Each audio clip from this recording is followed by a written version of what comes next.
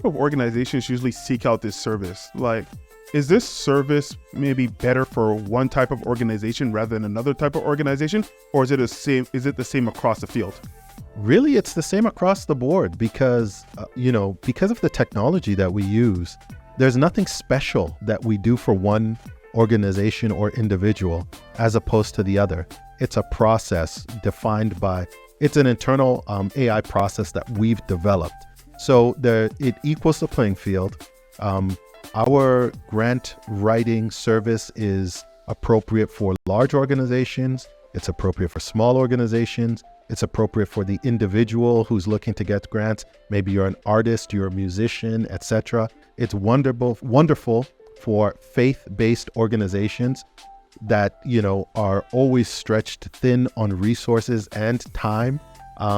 It just creates an equal playing field for anyone who's seeking funding to, establish their vision in the not-for-profit sector.